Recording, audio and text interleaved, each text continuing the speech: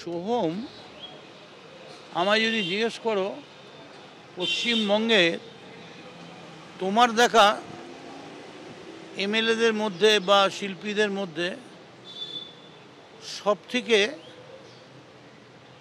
ভালো মানুষ এবং যে কখনোই তার সীমানা গণ্ডি ছাড়ায় না, তার নাম হচ্ছে সোহম চক্রবর্তী। আমি সোহম চক্রবর্তীর বাড়িতে যাই, আমরা অনেক দিন একসঙ্গে রাত্রিবেলা খাওয়া দাওয়া করি। সোহমের সবথেকে বড় দোষ যেটা, ও একটা নিতান্ত নিরীহ, একেবারেই নিরীহ একজন যুবক, যে নিজের তাল জ্ঞানটা ঠিক রাখতে পারেনি।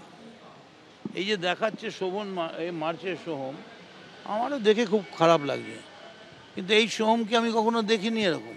দেবের কিছুই না, দেব অ্যাকচুয়ালি সোহমের পাশে দাঁড়ানো নয়, সোহমকে অন্তত বলা তুমি ভুল করেছো, এই ভুল আর করো না, ক্ষমা চেয়ে নাও, সেইটা না বলে একেবারে কঠিন সমালোচনা দাদা হিসেবে, ওটাও একরকমের দাদাগিরি হয়ে গেল।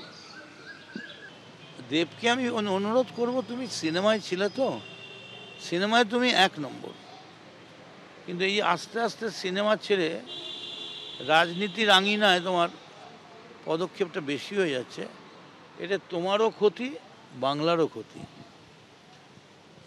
সোহমকে কিছু বলার দরকার হলে আমার পার্টি আছে, আমার সংসদীয় দল আছে, আমার কোর কমিটি আছে, অভিষেক আছে, মমতা ব্যানার্জি আছে, এবং সোহম কাউকে চড় মারতে পারে আমি বিশ্বাস করতে পারি না। অর্থাৎ সোহম বিতর্কে দেবকে একেবারে কড়া ভাষায় নিশানা করেছেন মদন মিত্র। এবার আপনাদের সামনে রাখবো দেব ঠিক কি বলেছিলেন এই সোহম বিতর্কে, সোহম প্রসঙ্গে। দেখুন,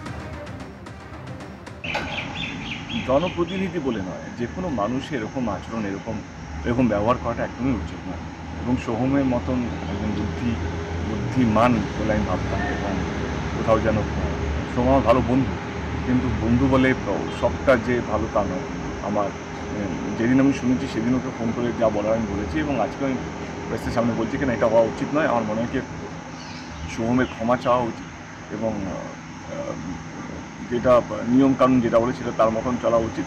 এবং যে কোনো জনপ্রতিনিধি এইসব থেকে, মানে সাধারণ মানুষ দূরের কথা, কিন্তু জনপ্রতিনিধির একটা আলাদা দায়িত্ব থাকে সমাজের প্রতি, মানুষের প্রতি, তাদের এই সব থেকে দূরে থাকা উচিত বলে আমার।